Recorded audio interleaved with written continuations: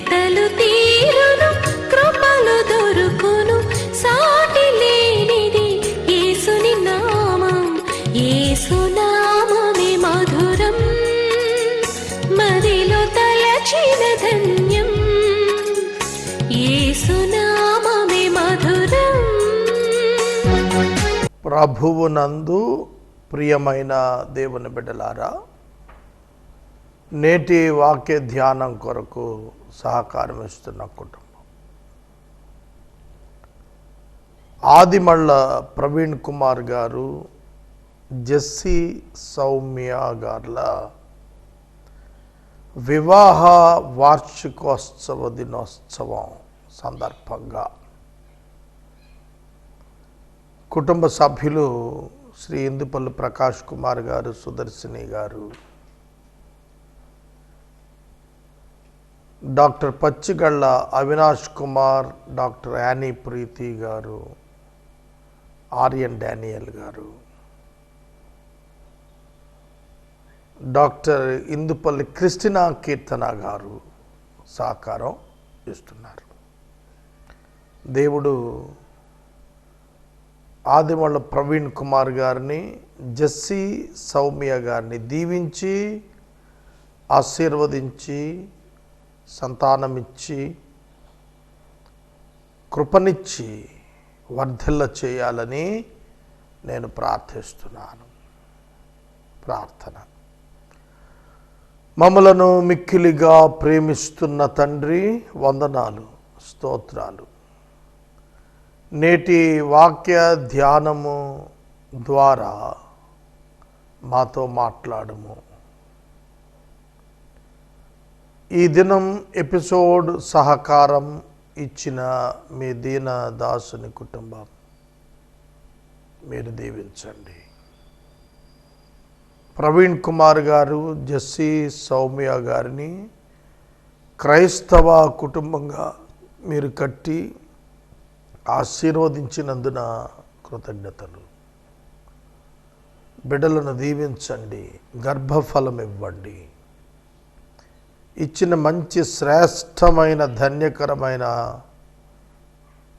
ఉద్యోగ జీవితాన్ని బట్టి వందనాలు.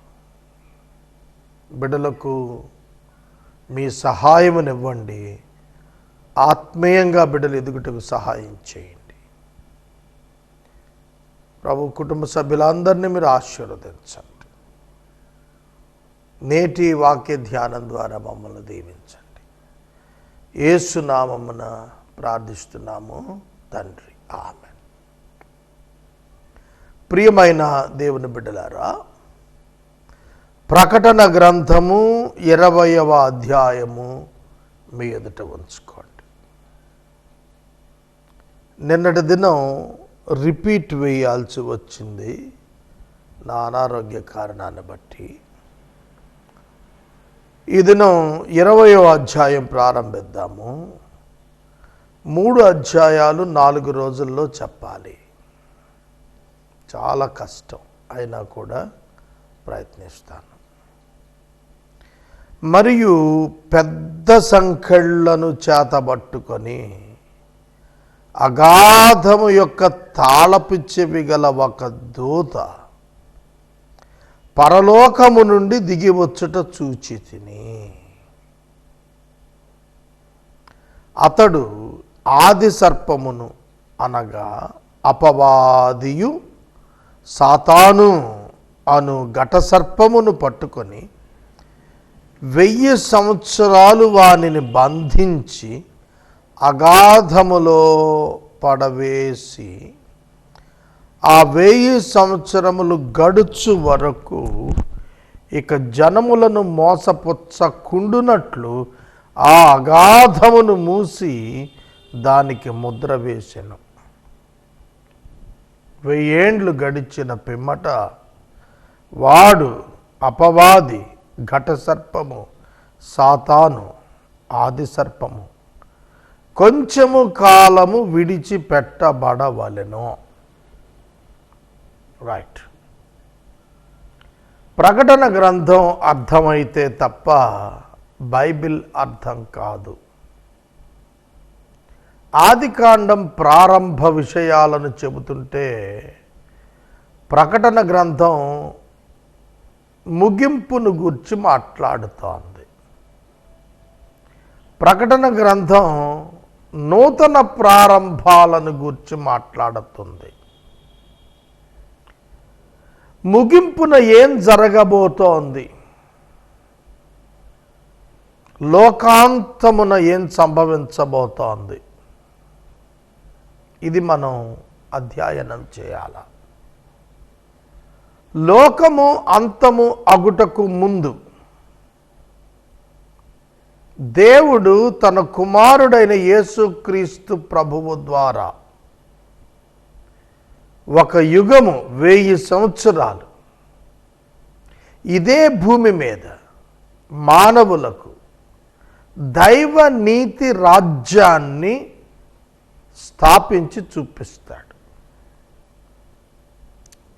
యెషయా గ్రంథం 2వ అధ్యాయం 4వ వచనంలో యుద్ధము లేనటువంటి ఒక రాజ్యం గురించి మాట్లాడాడు. దానియేలు గ్రంథం 2వ అధ్యాయం 44వ వచనంలో 45వ వచనంలో దేవుడు తానే ఒక రాజ్యాన్ని స్థాపిస్తాడు భూమి మీద అని రాశాడు. కొరింథీ మొదటి పత్రిక 15వ అధ్యాయము 24-25 వచనాల్లో క్రీస్తు రాజ్యము చేస్తాడని వ్రాయబడింది. కావున దేవుని కుమారుడైన యేసుక్రీస్తు ఈ లోకానికి 2 పర్యాయాలు రానై ఉన్నాడనేది పాత నిబంధన వచనాలు చెప్పాయి. ఒకటి గొర్రెపిల్లగా రక్షణ ఇచ్చుటకు, రెండవది కొదమ సింహముగా తీర్పు తీర్చుటకు. ఆయన తీర్పు తీర్చుటకు ముందు ఆయన తన రాజ్యము ఎట్లుండునో చూపిస్తాడు. అంతిమమైన మానవులందరికీ ఒక అవకాశం ఇవ్వబడింది. యేసుక్రీస్తు వైపు ఉంటారా లేక అపవాది వైపు ఉంటారా అనేది అవకాశం ఇచ్చిన తరువాతనే అంతం జరుగుతుంది. ఆ అవకాశం ఎప్పుడు ఇవ్వబడుతుంది అనగా క్రీస్తు రాజ్యము మనుషులకు కనపరచబడాలి. అప్పుడే వారు ఎన్నిక చేసుకునే వీలుంటుంది. కనుక దేవుని రాజ్యము కావలెనా, దేవుని రాజ్యమును దేవుని తిరస్కరించవలెనా అనే ఒక నిర్ణయం మానవులు భూమి మీద ఉన్నవారు చేసుకోవటానికి ఒక అవకాశాన్ని దేవుడు తన న్యాయం చొప్పున ఇచ్చి తీరుతాడు. అది 1000 ఏండ్ల పాలన. దానియేలు గ్రంథం 2వ అధ్యాయంలో మనకు చేతి సహాయము లేని ఒక రాయి భూరాజ్యములన్నింటినీ చితక కొడుతోంది. ఒక నూతన రాజ్యం స్థాపించబడుతోంది. ఇది చాలా స్పష్టంగా రాశాడు. లోకరాజ్యాలన్నీ అంతమైపోవాలి. లోకం చాలా రాజ్యాలనే చూచింది. ఐగుప్తును చూచింది, బబులోనును చూచింది, అష్షూరును చూచింది, రోమీయులను చూచింది, స్వతంత్ర రాజ్యాలను చూచింది. క్రీస్తు రాజ్యం కూడా చూడాలి. కనుక ముగింపున ఏం జరగబోతోంది అని అనగా, ఇశ్రాయేలు జనాంగానికి దేవుడు వాగ్దానము చేసినటువంటి ప్రతి వాగ్దానము భూమి మీద వారి కొరకు నెరవేరాలి. లిటరల్గా అక్షరార్థమైన నెరవేర్పు కూడా సాధ్యం కావాలి. ఆధ్యాత్మిక అర్థమునకు చెందినటువంటి నెరవేర్పు సంఘము అనుభవించింది. భౌతిక అర్థాన్ని ఇజ్రాయేలు అనుభవించాలి. ఇశ్రాయేలు దేశానికి ఉన్నటువంటి ఒక గొప్ప వాగ్దానం ఒక రాజ్యముగా ఏర్పడుట, ఒక మందిరము తిరిగి వచ్చుట, వారు కోరుకున్న క్రీస్తు మెస్సియా వారికి రాజుగా ఉండుట, వారు ఆశించినట్లు లోకరాజ్యాలను జయించి మెస్సియా యూదుల రాజ్యాన్ని విశ్వవ్యాప్తంగా అగ్రస్థానాన ఉంచి యెరూషలేములో దావీదు సింహాసనంపై కూర్చుని రాజుగా ఉండటం, ఇది వారికి కావాల్సింది. అబ్రహామునకు దేవుడు వాగ్దానం చేశాడు, ఏమని? ఇదిగో ఈ దేశాన్ని నీ సంతానానికి స్వాస్థ్యంగా ఇస్తానన్నాడు. సొలొమోను రాజుగా ఉన్నప్పటికీ 30% ఇశ్రాయేలు భూభాగమే ఇజ్రాయేలు జాతి స్వాధీనం చేసుకున్నారు. ఇంకా 70% ఖాళీగా ఉండిపోయింది. ఈనాటి రాజకీయ పరిస్థితుల రీత్యా చూచినట్లయితే ఇప్పటికీ ఇశ్రాయేలీయులకు రాజధానిగా జెరూసలేము లేదు.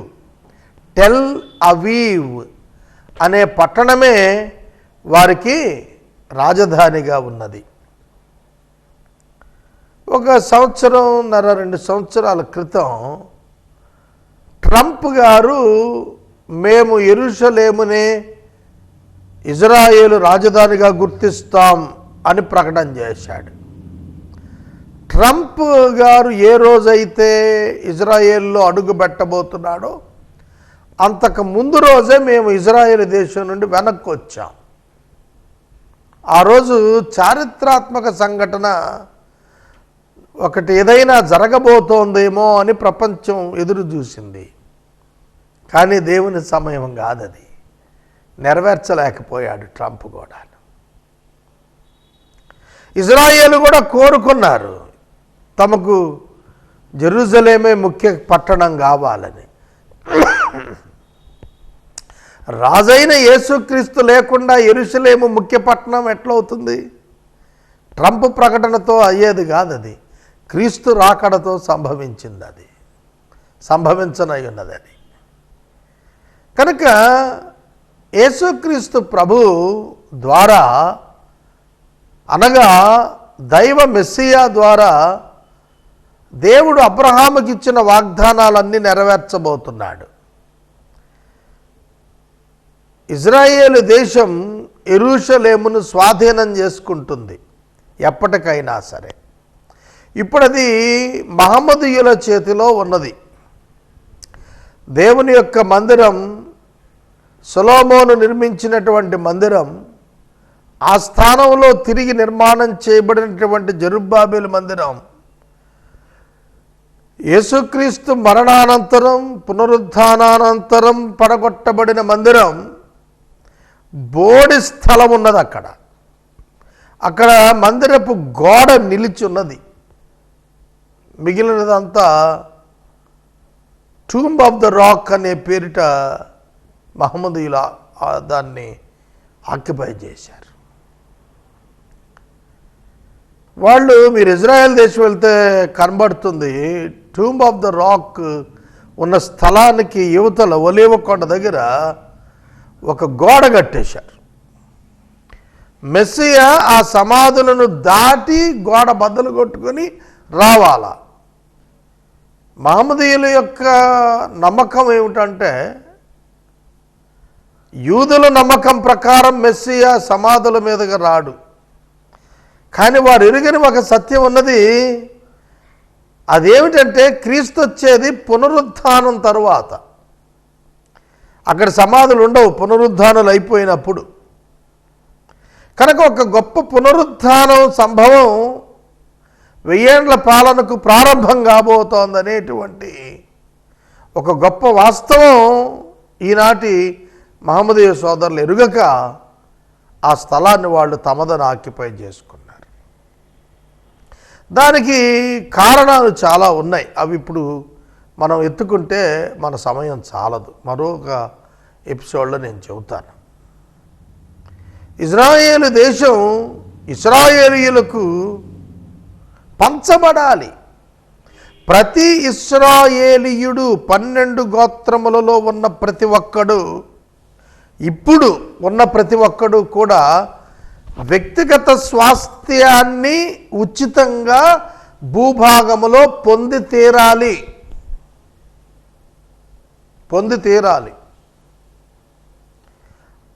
మోషే ఏ ఎల్లలైతే నియమించాడో ఇజ్రాయేలు దేశానికి, ఆ ఎల్లలలో ప్రతి ఇజ్రాయేలీయుడు స్వాస్థ్యం పొంది తీరాలి.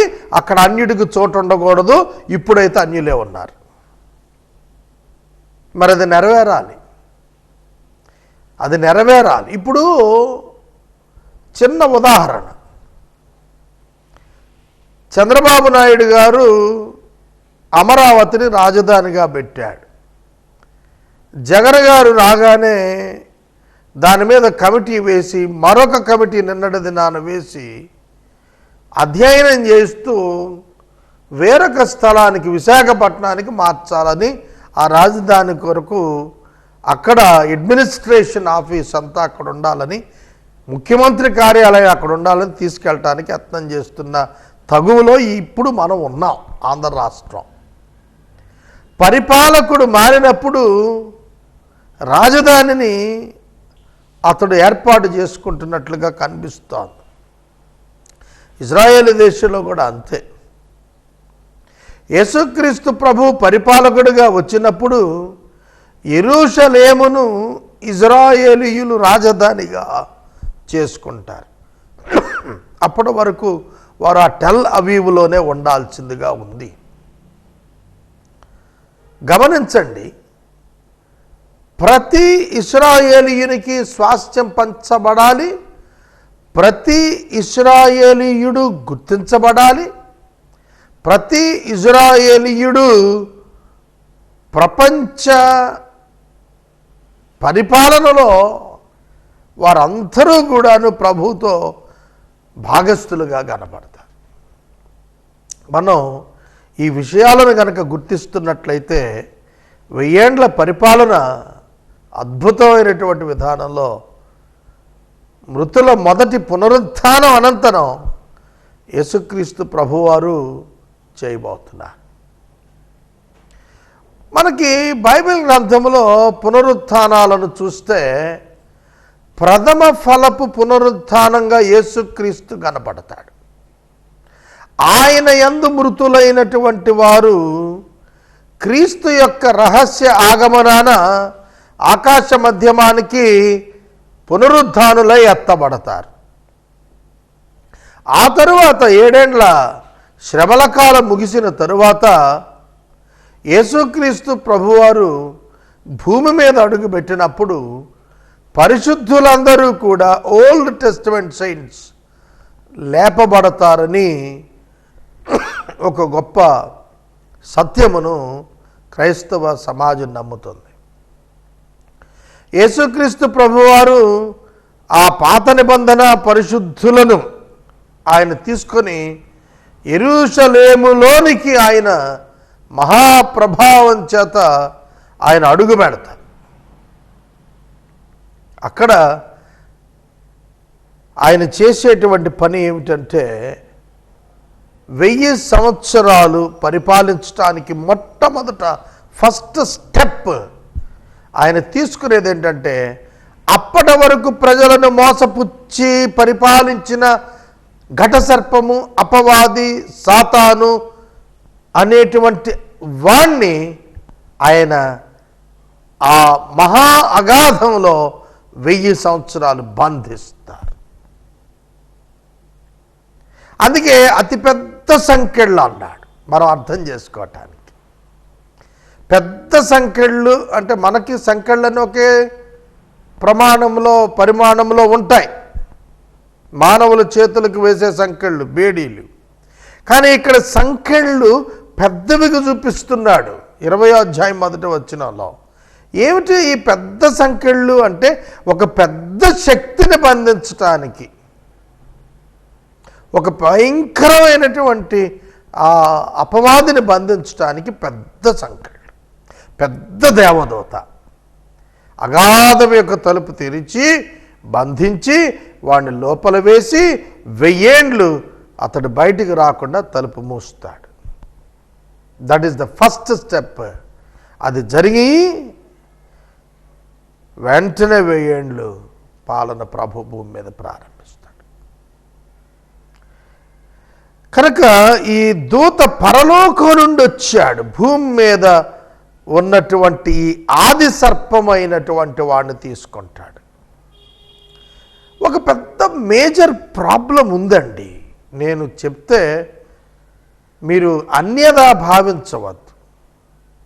హిందూ మిథాలజీలో ఏవైతే కొన్ని విశేషాలు చెప్పబడ్డవో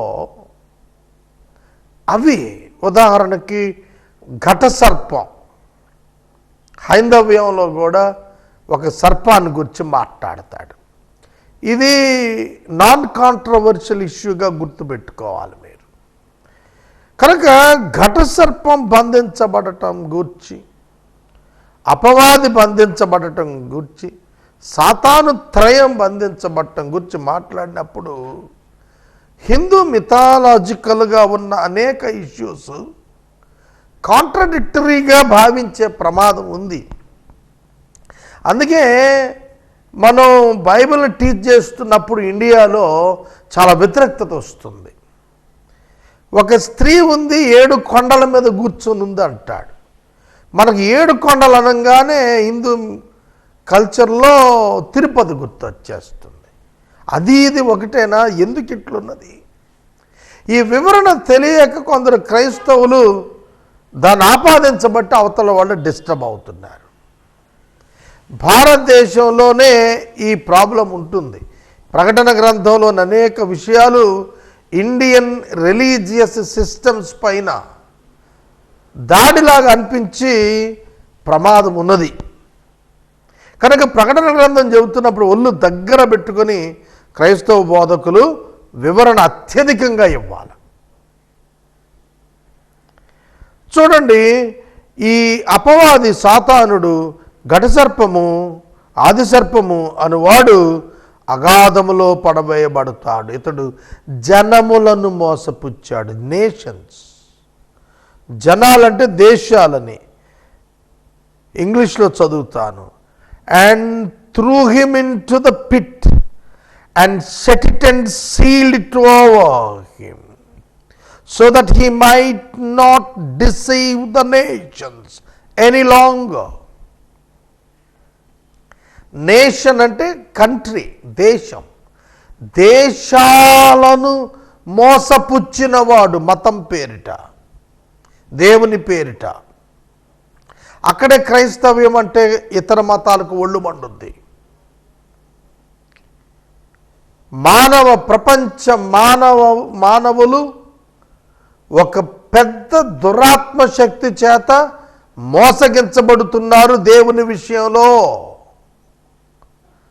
అనేది బైబిల్ చెబుతుంది. అందుకే నేను ఈ మాటలు ముందే చెప్పాను.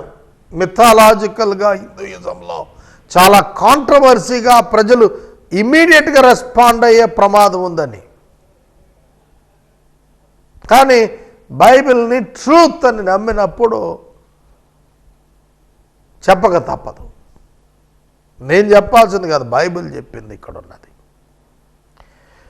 కాబట్టి జనములను మోసం పుచ్చాడింతకాలం ఇక వాడు పుచ్చటానికి వీల్లేదు, మోసపుచ్చటానికి వీల్లేదు. ఇక మోసగించకుండా ఉండటానికి 1000 ఏండ్లు వాడు బంధించబడాలి. మోసగించువాడు లేకపోతే ఇక అంత పారదర్శకమే, వాస్తవమే, సత్యమే ఉంటుంది. మనుషుల మనస్సులను ప్రేరేపించు దురాత్మ శక్తులు లేకపోవటం వలన భూమి మీద నీతి రాజ్యము కొనసాగుతుంది. ప్రేరేపించువాడు లేకపోవటం వల్ల, శోధించువాడు లేకపోవటం వల్ల మనుషులలో ఉన్న ప్రాచీన పాపపు స్వభావం నిద్రాణంగా ఉండిపోతుంది. ఆ 1000 ఏండ్ల పాలనలో క్రీస్తు యొక్క సత్య పరిస్థితులకు రాజ్యములన్నీ కూడా లోబడిపోతాయి. అది ఎట్లా ఉండబోతోంది? సింహము మరియు ఒక వృషభము ప్రక్క ప్రక్కనే గడ్డి మేస్తాయని అంటాడు. ఆ పరిపాలన దాని యందు క్రూరత్వము లేనటువంటి పరిపాలనగా కనిపిస్తుంది. మానవుడు పాపము చేయక పూర్వము సింహము ఒక ఎద్దు ఏ విధంగా కలిసి ఉండగలిగినవో ఆ విధంగా ఉండబోతోంది ఆ పరిపాలన. ఒక పసిపిల్లవాడు మిడునాగుతో ఆడుకోబోతున్నాడు అన్నాడు.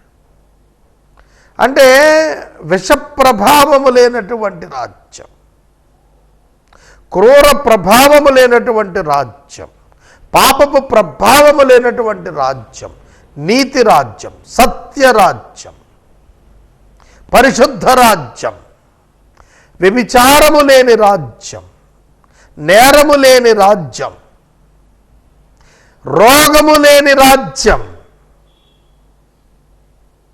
యేసుక్రీస్తు ప్రభు భూమి మీదకి తీసుకొని రాబోతున్నాడు.